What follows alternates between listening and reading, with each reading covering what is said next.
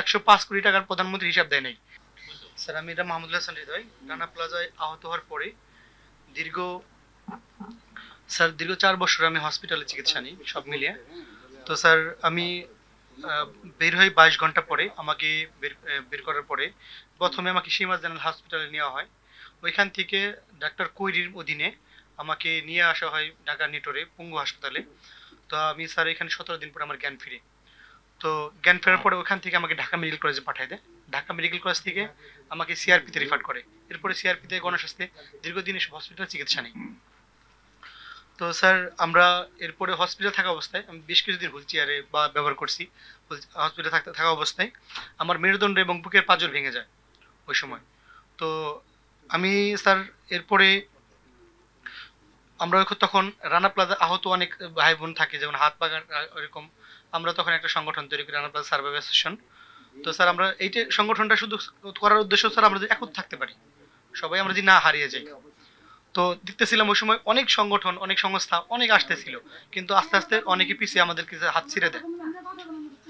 তো স্যার আমাদের এর স্যার এরপরে আমাদের দাবি ছিল সবসময় ওই সময় থেকেই এখনো পর্যন্ত এক জীবনের আয় সমপরিমাণ ক্ষতিপূরণ 48 লক্ষ টাকা আইএলও কনভেনশন অনুযায়ী।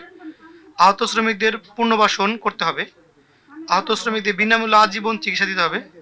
গার্মেন্টস মালিক ও ভবন মালিক সহ সকল অভিযুক্ত দের বিচার আওতায় আনতে হবে। 24 এপ্রিল শোক দিবস ঘোষণা এবং রানা প্লাজা জায়গা যেখানে ওইখানে স্থায়ী স্মৃতিস্তম্ভ। গার্মেন্টস মালিক ও ভবন মালিকের সম্পত্তি বাজেয়াপ্ত করে রানা প্লাজা শ্রমিকদের পুনর্বাসনে ব্যয়। স্যার এটা আমাদের স্যার তখন থেকে এই পর্যন্ত দাবি ছিল। স্যার এরপরে আমরা অনেক সংগ্রাম করছি, অনেকই করছি। তো আমাদেরকে এরপরে অনেক সময় পুলিশ লাঠি শিয়ার করছে, আমাদেরকে কাঁদানে গ্যাস মারছে, আমাদের অনেক অত্যাচার, আমাদের উপর অনেক অত্যাচার করছে আমাদের। এবং স্যার এরপরে গণভবনে আমরা কয়েকবার গেছি। তো মতিয়া চৌধুরী স্যার জানেন, মতিয়া চৌধুরী সংসদে দাঁড়িয়ে 127 কোটি টাকা উনি কথা বলছিল রানা প্লাজা শ্রমিকদের জন্য বরাদ্দ। স্যার সেইখান থেকে 22 কোটি টাকা বিতরণ করা হলেও 105 কোটি টাকার প্রধানমন্ত্রী হিসাব দেয় নাই। স্যার আমাদের রানা প্লাজার অনেক শ্রমিকরা ছিল সেদিন।